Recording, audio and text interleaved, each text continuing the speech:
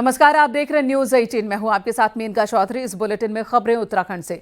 CM Pushkar Singh Dhami आज उधम सिंह नगर के दौरे पर पहुंचे, जहां मुख्यमंत्री पंत नगर के जीबी पंत यूनिवर्सिटी में चल रहे किसान मेले में शामिल हुए। किसान मेले में लगे स्टॉल्स पर सीएम धामी पहुंचे, लोगों से संवाद किया। मुख्यमंत्री ने कहा कि इस तरह के किसान मेलों से किसानों को काफी फायदा होता है। इस तरह के मेले में किसानों को एक जगह पर कृषि से संबंधित सभी प्रकार की जानकारी मिल जाती है। वहीं कृषि विशेषज्ञों के साथ बातचीत के जरिए किसान अपनी समस्याओं का भी समाधान करते हैं। मुख्यमंत्री ने कहा कि सरकार का पूरा फोकस किसानों की हर समस्या के समाधान पर है। इस प्रकार से कृषि मेलों के माध्यम से यहाँ हमारे किसान भाइयों को बहुत सुविधा होती है। एक ही स्थान पर नवीनतम कृषि तकनीकों, उन्नत बीजों, आधुनिक यंत्रों और नए शोधों की जानकारी वो प्राप्त कर सकते हैं और वहीं उन्हें विशेषज्ञ के अनुभव से सीखने और अपने अनुभव साझा करने का भी यहाँ पर अवसर मिलता है। मुझे पूरा विश्वास है इस मेले में प्रदर्शित की जा रही आधुनिक तकनीकी और नवाचारों के माध्यम से हमारे किसान भाई पारंपरिक तरीकों के साथ साथ नई वैज्ञानिक विधियों को अपनाकर अपनी खेती को और अधिक उत्तम बनाएंगे और अधिक टिकाऊ बनाएंगे और लाभकारी बना पाएंगे, जिससे आने वाले समय में उनकी आय दोगुनी हो, जो आदरणीय प्रधानमंत्री जी का भी विजन है, बल्कि प्रदेश की कृषि व्यवस्था भी और देश की अर्थव्यवस्था भी सशक्त बने, समृद्ध बने। उत्तराखंड में सड़कों को दुरुस्त करने की डेडलाइन बहुत करीब है और ऐसे में अब तक 52% पैचवर्क काम पूरे हुए हैं। मुख्यमंत्री पुष्कर सिंह धामी ने शनिवार को मुख्यमंत्री आवास पर एक बार फिर उच्च स्तरीय बैठक बुलाई। अधिकारियों को निर्देश दिए, प्रदेश की सभी सड़कों को जल्द ही गड्ढा मुक्त करने के निर्देश दिए ताकि जनता को बेहतर सुविधा मिल सके। वहीं सीएम ने सभी जिलों के प्रभारी सचिवों को अपने अपने जिलों का भ्रमण कर जनता से संवाद स्थापित करने के भी निर्देश दिए।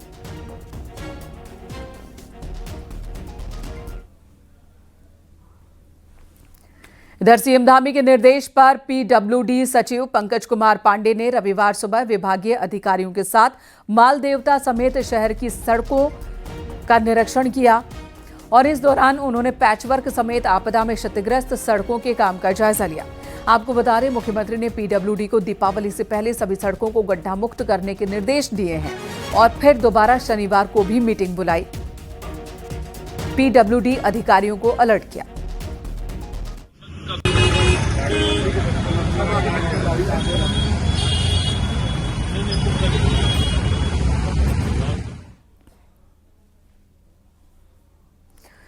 21 सितंबर को ही यूके SSC परीक्षा अब दोबारा होगी। मुख्यमंत्री पुष्कर सिंह धामी ने छात्रों की दूसरी बड़ी मांग को मानते हुए परीक्षा रद्द करने का फैसला लिया। साथ ही यह भी भरोसा दिया कि इससे बाकी के एग्जाम शेड्यूल पर कोई असर नहीं पड़ेगा।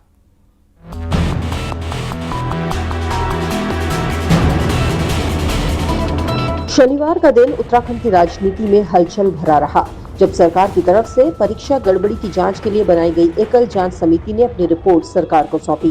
वहीं सरकार की तरफ से अधीनस्थ सेवा चयन आयोग को परीक्षा रद्द करने की संस्तुति भेजी गई, जिसके बाद 21 सितंबर को हुई परीक्षा को आयोग की तरफ से रद्द करते हुए 3 महीने के अंदर दोबारा एग्जाम कराने का फैसला लिया गया। सीएम ने साफ कहा कि युवाओं ने 2 मांग सामने रखी थी। एक, परीक्षा गड़बड़ी पर सीबीआई जांच हो, जिसकी संस्तुति कर दी गई है।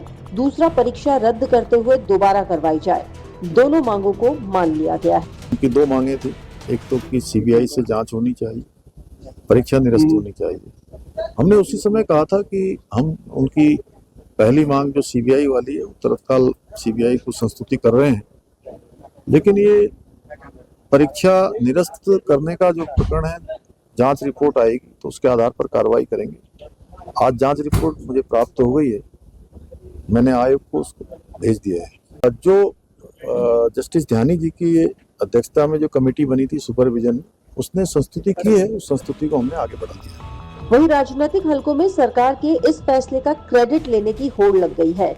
बीजेपी जहां सीएम धामी के फैसले को जन भावनाओं का सम्मान बता रही है, वहीं कांग्रेस यूके SSC के अध्यक्ष को भी हटाने की मांग पर अड़ी है। देखिए, मैंने कहा है, जब सरकार हमेशा जन भावनाओं के हिसाब से छात्र शक्ति का जो विजन था, जो यूसी ध्यानी जी कमेटी के बाद निकल कर आया था, उस आधार पर सरकार ने निर्णय लिया है, तो मैं इस निर्णय का स्वागत करता हूँ। गणेश मारतोलिया क्यों रहेंगे साहब? जब पेपर लीक हुआ है उनके रहते हुए, आरबीएस रावत को हटाया जा सकता है, उनको जेल भेजा जा सकता है, तो गणेश मारतोलिया क्यों अपने पद पर बने रहेंगे? ये हमारा सीधा सा सवाल है। वैसे अब एग्जाम तो कैंसिल है और ये भी क्लियर है कि पेपर 3 महीने के अंदर होगा, लेकिन नजरें अब इस पर टिकी हैं कि सीबीआई केस को टेक ओवर कब करेगी।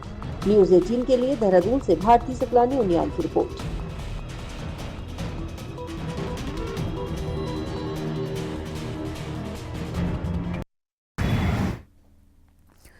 और अगली खबर, आईएसबीटी चौकी के शिमला बाईपास चौक पर हिट एंड रन का मामला सामने आया। टक्कर मारने के बाद कार ड्राइवर फरार हो गया। हादसे में पूर्व छात्र संघ अध्यक्ष जितेंद्र बिष्ट की मौत हुई है, जबकि कई लोग जख्मी हुए, जिन्हें इलाज के लिए अस्पताल ले जाया गया। पुलिस फरार ड्राइवर की तलाश में जुटी है।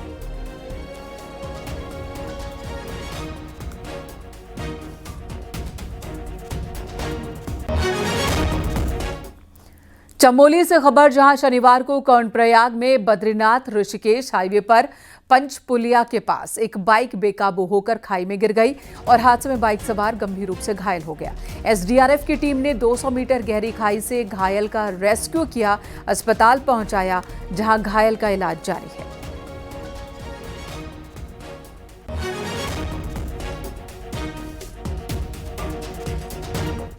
कफ सिरप के मामले में सीएम धामी के आदेश पर औषधि विभाग ने पूरे राज्य में छापेमारी की। देहरादून, ऋषिकेश, हल्द्वानी, अल्मोड़ा, बागेश्वर में एक्शन लिया गया और ये एक्शन अब भी जारी है। अब तक कफ सिरप के 350 से ज्यादा सैंपल लिए गए हैं। वहीं कई मेडिकल स्टोर्स के लाइसेंस रद्द किए गए हैं।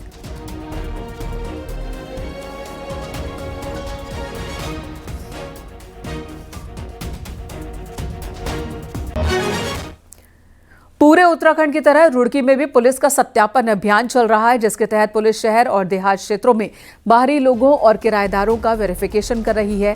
सत्यापन अभियान चलाया पुलिस ने, बाहरी लोगों और किराएदारों का सत्यापन किया जा रहा है। खामी मिलने पर मकान मालिकों का चालान भी हो रहा है। पुलिस ने गन्ना कोल्हू संचालकों को सख्त हिदायत दी और कहा कि बिना पुलिस वेरिफिकेशन के कोई मजदूर न रखा जाए। पुलिस के अभियान का मकसद है अपराधियों, संदिग्ध लोगों की गतिविधियों पर नजर रखना।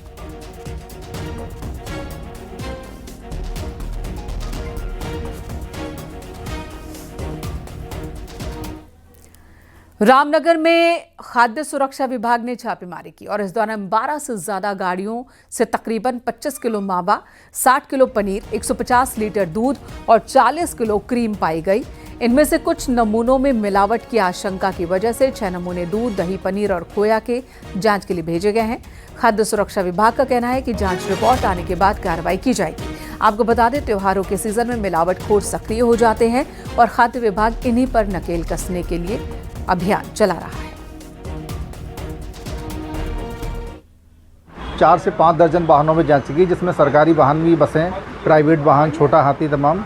तो इन सब में जो सामान सप्लाई हो रहा था उसकी जांच की, जिसमें लगभग 1 दर्जन वाहनों से आपका पनीर, खोया और दूध, दही और क्रीम वगैरह पाया गया, जिसमें लगभग 6 नमूने 2 पनीर के, 2 दूध के और 1 खोए का और 1 दही का सैंपल लिया गया है।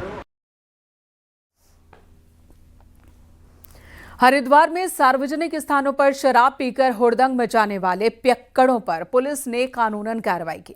सिडकुल थाना क्षेत्र और ज्वालापुर कोतवाली क्षेत्र में चलाए गए अभियान में ढाबों, रेस्टोरेंट और सार्वजनिक जगहों पर जाम छलका रहे 60 शराबियों को पुलिस ने सबक सिखाया।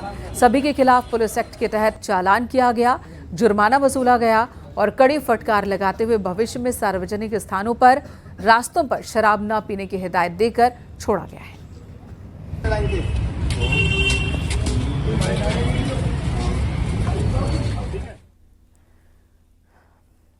और अब बेहद दिलचस्प खबर, 48 साल से चल रही देहरादून के प्रसिद्ध मछली बाजार में एक चिकन शॉप पर मां बेटी की जोड़ी ने ताला लगा दिया और इसकी वजह से आसपास के व्यापारी बेहद खुश हैं। आखिर हुआ क्या, आपको दिखाते हैं।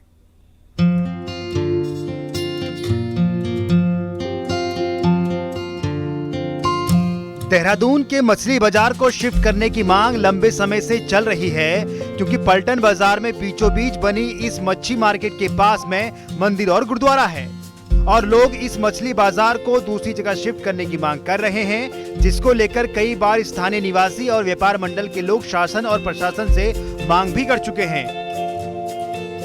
लेकिन इन दुकानों को हटाना प्रशासन के लिए कई सालों से मुश्किल हो रहा है। ऐसे में 1977 से चल रहे चिकन शॉप को मां बेटी की जोड़ी ने बंद कर दिया है और दुकान के बाहर बकायदा बोर्ड लगाकर इसका कारण भी बताया है। दरअसल इनके दादा और पिता चिकन शॉप का होलसेल व्यापार करते थे, लेकिन मां और बेटी राधा रानी की भक्त थी। मथुरा के एक संत के प्रवचन से ये इतनी प्रभावित हुई कि अपना पुश्तैनी काम ही छोड़ दिया और दुकान बंद कर दी।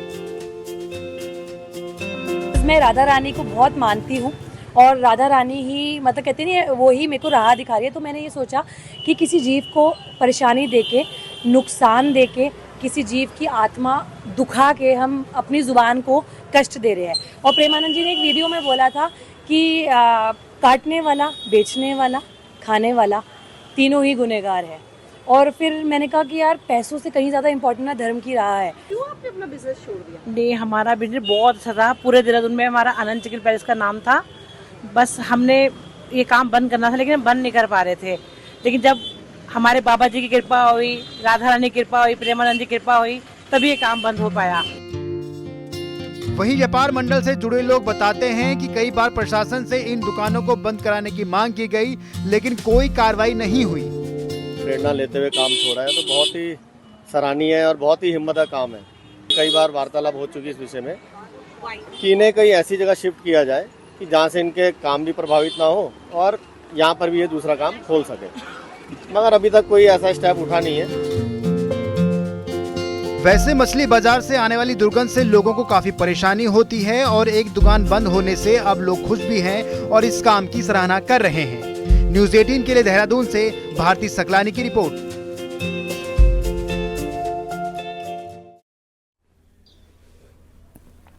दपौड़ी के दुगड्डा ब्लॉक के जमरगड्डी गांव पहुंचे वित्त सचिव दिलीप जावलकर ने ग्रामीणों से क्षेत्र की समस्याओं को जाना, साथ ही जंगली जानवरों से खेती को होने वाले नुकसान का भी जायजा लिया। इस दौरान ग्रामीण किसानों को ऐसी खेती करने के लिए प्रेरित किया गया जिसका जंगली जानवर नुकसान न करे। वहीं इस दौरान उन्होंने ग्रामीणों से आपदा में प्रभावित घरों और गांव में हुए नुकसान को लेकर अधिकारियों को आवश्यक कार्रवाई के निर्देश भी दिए।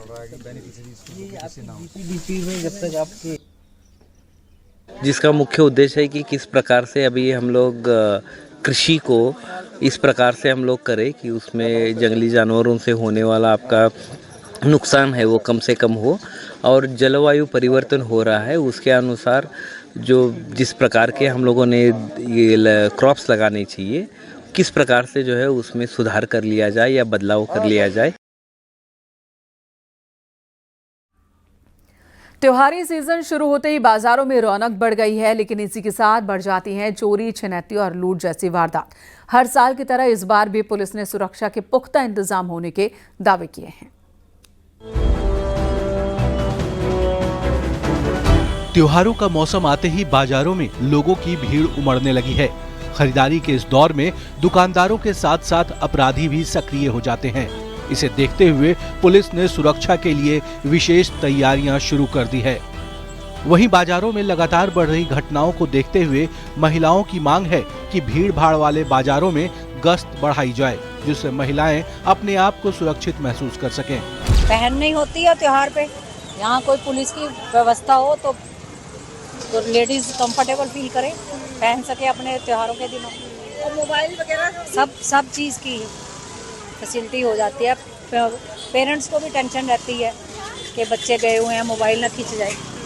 अगर पुलिस हो, कोई एड मिले तो हम कंफर्टेबल हैं। वहीं मामले में पुलिस का कहना है कि सुरक्षा व्यवस्था चाक चौबंद है और किसी भी तरह की लापरवाही बर्दाश्त नहीं की जाएगी, जिसके लिए सीसीटीवी कैमरों की मदद से निगरानी रखी जा रही है और सादी वर्दी में पुलिस कर्मियों की तैनाती की जा रही है। साथ ही साथ जो भीड़भाड़ वाले इलाके हैं जहाँ बाजार में हमारी खासकर महिलाएं ज़्यादा जाती है, उनको देखते हुए हमने इस बार प्राइवेट में भी कुछ महिला कर्मियों को नियुक्त किया। खासकर पलटन बाजार हो, जहाँ पर करवा चौथ से पहले मेहंदी के जहाँ पर बहुत सारे ऐसे लोग लगाते हैं, भीड़ होती है, वहाँ पर प्राइवेट महिला कर्मियों को लगाया गया जिससे ऐसे लोग पर नज़र रखी जा सके, खासकर कोई छेड़खानी की वारदात ना हो। और जैसा कहा गया कि कोई पर्स चोरी और छिनौती की वारदात भी कहीं ना कहीं त्योहारी सीजन में सुनने को आ जाती है, जिसके लिए थोड़ी पिकेट हमारी जो व्यवस्था है, पेट्रोलिंग की व्यवस्था है, खासकर थाना कर्मियों को कहा गया, थाना प्रभारी को कहा गया कि वो पैदल गश्त करें ऐसे बाजारों में, जिससे कि सेंस ऑफ सिक्योरिटी भी रहे। त्योहारी भीड़ और रौनक के बीच अब सबसे बड़ी चुनौती पुलिस के सामने है कि अपराधियों की हर चाल पर लगाम लगाए, ताकि त्योहारी सीजन में लोगों की खुशियों पर किसी अपराधी की नजर न लगे। न्यूज़ 18 के लिए देहरादून से सतेंद्र बर्थवाल की रिपोर्ट।